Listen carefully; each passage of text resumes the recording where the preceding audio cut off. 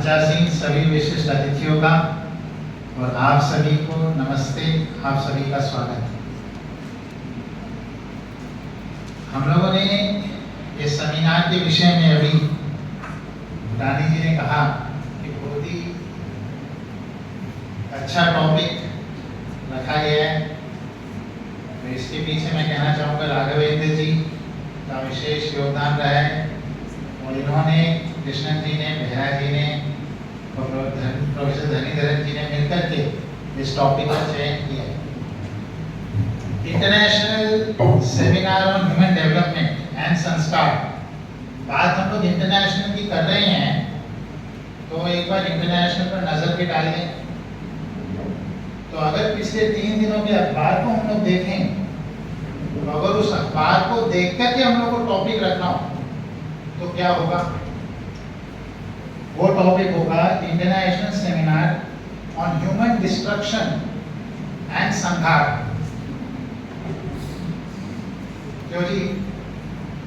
There are 2 wars going on और कल जो है रात को 200 मिसाइलें दागी रही है। कितनी? 200। ऐसे क्षेत्रफल, इतने क्षेत्र में जहां के अगर पौंडीचेरी होता तो 3 मिसाइलें तो यहां गिरती।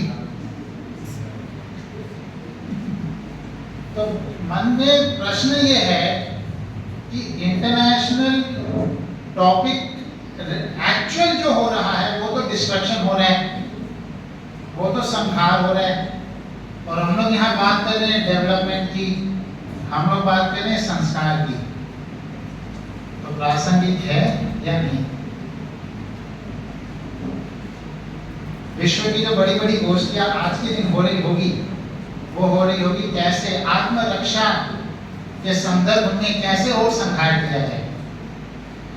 खैर ये प्रश्न हम लोगों के हर टॉपिक के लिए रहेगा, क्योंकि जब भी धारा विपरीत है तो उस विपरीत धारा के बीच में कोई भी कार्य कर रहे हैं तो उसकी प्रासंगिकता दोनों तरफ से देखी जा सकती है।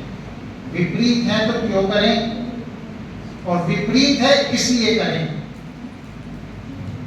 क्योंकि डिस्ट्रक्शन हो रहा है इसलिए डेवलपमेंट की जरूरत है, क्योंकि संहार हो रहा है इसलिए संस्कार की जरूरत है। तो आप जिस भी पक्ष में खड़े हो वो तो आपका चिंतन है, परंतु इस संदर्भ में मैं ये कहना चाहूंगा, आई वुड लाइक टू से कि हम लोगों का, जैसा कि भूटानी जी ने कहा, ये अंत नहीं, ये तो शुरुआत है, ये वाकई में शुरुआत है। हम लोगों ने पूरे वर्ष का जो कार्यक्रम बनाया है, मैंने शुरुआत में भी कही थी जब 2 दिन पहले हम लोग का उद्घाटन हुआ था कि हम लोगों ने इस केंद्र का लोकार्पण को 1 दिवसीय या 2 दिवसीय कार्यक्रम न बना करके पूरे वर्ष का कार्यक्रम इस हेतु से बनाया है ताकि अलग अलग विद्वानों का इधर आना हो और न केवल आना हो, उनकी बात को सुनने का हम लोगों को पर्याप्त मौका मिले। तो इसलिए पूरे वर्ष का कार्यक्रम रखा गया है और पूरे वर्ष के कार्यक्रम में अनेक ऐसे विषय हैं जो आप सबसे संबंध रखते हैं। मैं कुछ उदाहरण देना चाहूंगा। वो क्या स्लाइड इधर प्रोजेक्ट हो सकती है? मुश्किल है। खैर आप बाहर जाएंगे तो आपको वो स्लाइड भी मिल जाएगी जो आपके मेन उसमें प्रोजेक्ट हो रखी है।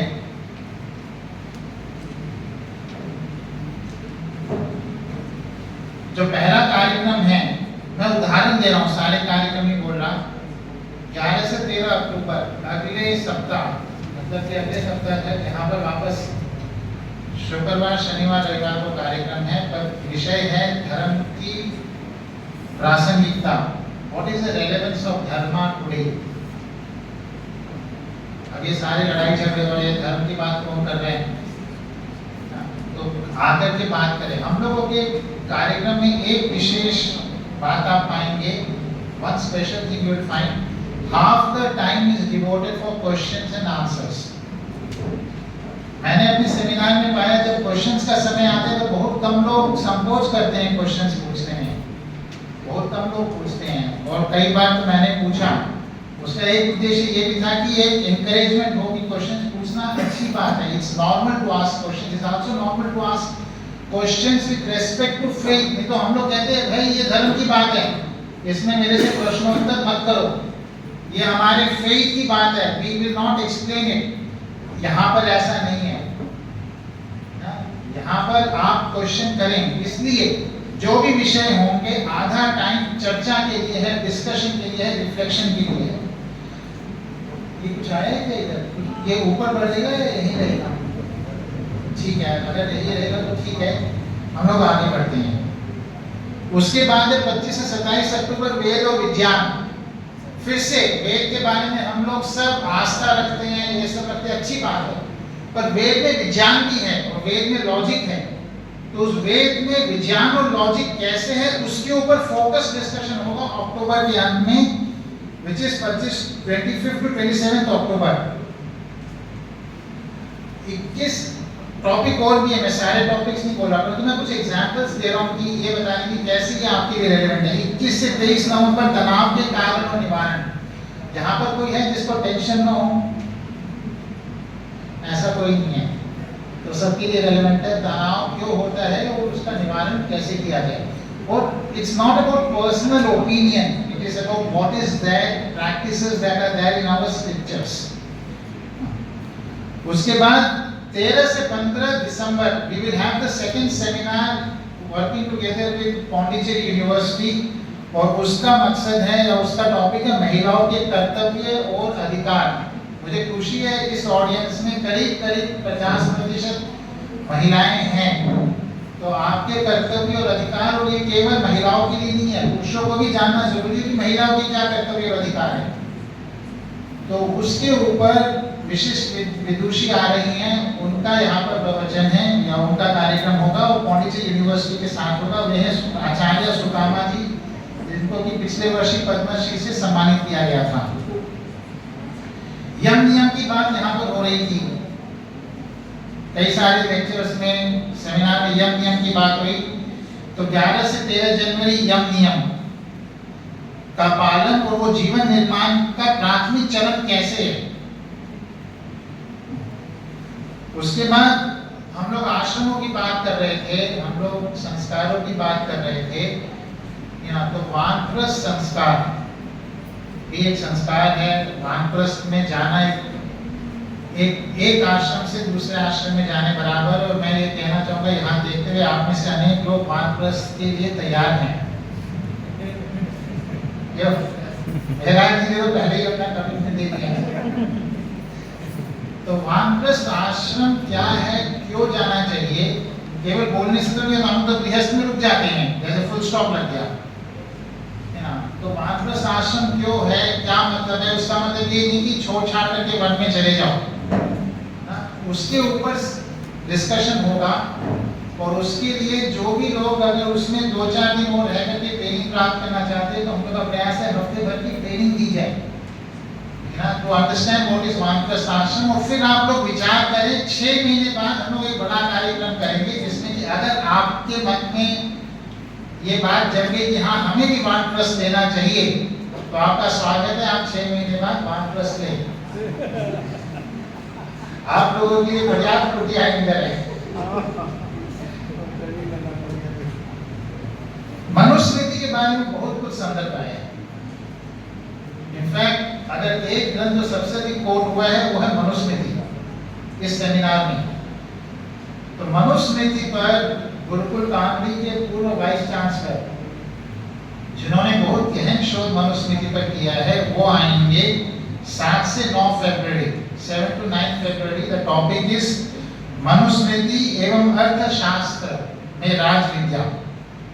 तो मेरा निवेदन है आप सभी स्कॉलर्स से कि आप उसको भी मार्क करें, कि आपको वो भी अटेंड करना चाहिए अगर आप मनुस्मृति के बारे में और सच्चाई जानना चाहते हैं। इत्तेफाक से वो भी एक सेमिनार के रूप में पौंडीचेरी यूनिवर्सिटी के साथ ही ऑर्गेनाइज किया गया है। अभी आते हैं गृहस्थ जीवन के बारे में। हम लोग अभी भोजन के वक्त भी उसके ऊपर बातचीत हो रही थी, और सबसे अधिक संस्कार की बात अगर हुई थी तो वो गृहस्थ विवाह संस्कार, और उसके बाद जो संस्कारों का क्रम चालू होता है उसके बारे में बात हुई थी। तो 14 से 16 फरवरी गृहस्थ जीवन का या गृहस्थ जीवन का वास्तविक स्वरूप, उसके ऊपर विशेष प्रोग्राम होने जा रहा है। आप लोग सभी जो कि गृहस्थी हैं या गृहस्थी भविष्य में बनेंगे, ये बहुत गंभीर विषय है और आप सबको निमंत्रण है कि आप उसमें भी आएं। या तो छोड़ने वाला है उनको भी आना चाहिए। उसके लिए तो वानप्रस्थ है ही। वो नहीं, इधर का भी नहीं है उधर का भी नहीं है, ऐसे वो लोग होते हैं ना। 7 से 9 मार्च अपने डॉक्टर स्वयं बने, कैसे आप अपना उपचार स्वयं करें, वेरी रिलेवेंट टॉपिक हेल्थ को लेकर के है। वैदिक सृष्टि विज्ञान 26 से 28 मार्च। बच्चों में संस्कार 25 से 27 अप्रैल। अभी बच्चों की ही बात बहुत बड़े भाग में हो रही थी, तो उनमें संस्कार कैसे आए 25 से 27 अप्रैल। और वेदांत जानने की आश पद्धति और परंपरा, अगेन एक स्कॉलरली टॉपिक है। डॉक्टर ज्वलन कुमार शास्त्री जी, वो 2 से 4 में यहाँ आएंगे। बाल जीवन निर्माण शिविर, ये हम लोग का मई में चलेगा जब स्कूल के बच्चों की छुट्टियां होती है, वो यहाँ पर होगा। फिर युवक युवतियों के स्वयं परिवार एवं राष्ट्र के प्रति कर्तव्य, बहुत बड़ा वर्ग जो यहाँ है अभी वो युवक युवतियों का है। आपका पहला कर्तव्य अपने प्रति क्या है, परिवार के प्रति क्या है, समाज और राष्ट्र के प्रति क्या है। तो यूथ को लेकर के फोकस वर्कशॉप होगा 25 से 27 जुलाई। मुझे लगता है आप में से बहुत लोग ऐसे जो फाइनल ईयर में हो सकता है 25 से 27 जुलाई तक आप कहीं और हो, है ना। परंतु आशा करता हूँ कि अधिकतर लोग यहाँ पर रहेंगे ताकि ये वर्कशॉप का लाभ ले सके। हाँ, आपने अंत्येष्टि संस्कार की बात की, तो उसको कैसे छोड़ सकते हैं। तो 12 से 14 सितंबर श्राद्ध विशेष मृत्यु शोक से निवृत्ति कैसे, हर किसी के घर में घटती है। और वो जो शोक है वो कई बार सप्ताह, महीने नहीं, वर्षों तक मन में बैठा रहता है ना। तो उस शोक से कैसे निवृत्ति हो, ये भी हम लोग का एक टॉपिक है 12 से 14 सितंबर।